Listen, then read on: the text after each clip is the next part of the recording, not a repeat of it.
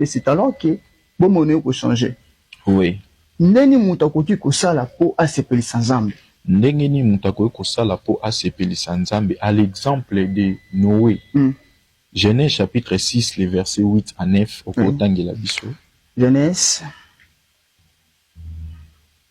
Genèse. Chapitre 6.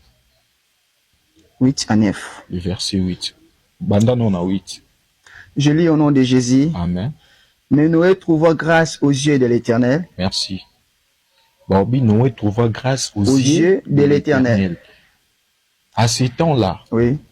Batu belé bazalaki. Mais le lenge o batu babande kotambu sa vie ezalaki bizarre.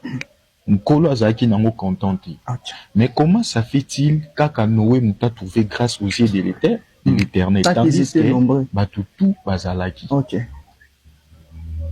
Mais on a remarqué quelque chose. Oui. Tangela biso verset 9. Verset 9. Voici la postérité de Noé.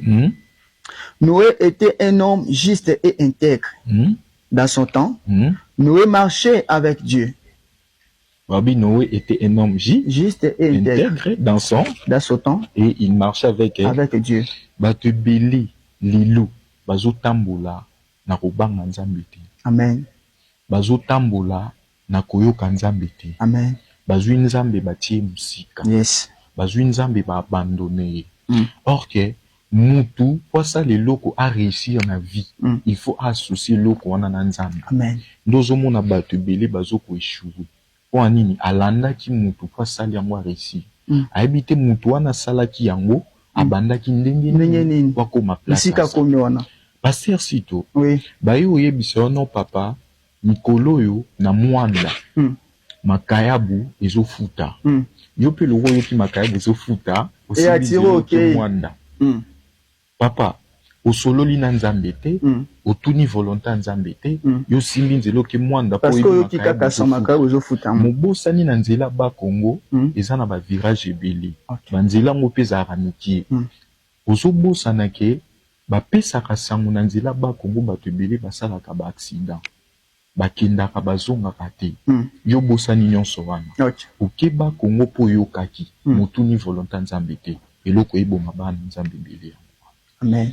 Oh, mutu azotuna volonté Nzambe, azopesa Nzambe na confiance, azoconsidérer munene ya Nzambe oyo azosambela. Tango tuni volonté Nzambe te, c'est que pesi Nzambe place na ete na vie na yo. C'est que kopesa Nzambe selon discours na yo, ko sepelisa Nzambe eza ko sala volonté na Nzambe. Oui. Kokokisa o Nzambe atindaki yo sala sur la terre. Donc ta raison d'être, les buts pour lesquels toi tu étais venu sur le temps. Oyaki na mukilo salani, oyaki accompli ni, mais tant obosani raison d'être na yo. Ndo mona mutu akomi ko vivre le quoi mutu moko mutu na ye. Et ça la bente. Et ça la lisloute. Différence ezate na mutu baby. Na yo mutu za normal. Mais tant que ozo sala volonté Nzambe te okoma lokwa ye. Parce que toyende lopo na kosunga bande ko wana. Oui. Oyo asali mesimbite. Oui. Ake bisika ayoke sango meye ake abeti poto. OK. Alors sango oye pona ko aider bango. Oui. Basala pesimba. OK. Ndeni mutu akoki ko sala volonté na Nzambe parce que c'est un peu compliqué la volonté de Dieu. Merci beaucoup Pasteur Sito. Mutu il faut abanda koyeba nanu pose Nzambe za nini na vie na ye. OK. Au moni mutu tango recevoir Jésus-Christ comme Seigneur et Sauveur. Aza mutu lisusu akoko vivre selon l'identité à mukilité. Okay. Il faut abanda ko se comporter lokola mutu o ayambi azali. Yes. Ça veut dire comportement wana okozwa yango dans la parole de Dieu. De Dieu. C'est la parole de Dieu qui est notre vie. La parole de Dieu c'est Jésus-Christ de Nazareth. Okay. Alors toi tu vas vivre selon la parole de Dieu, pas selon le monde. Tangela biso Isaïe chapitre 43, le verset 26. Écrivant à la maison, Isaïe chapitre 43.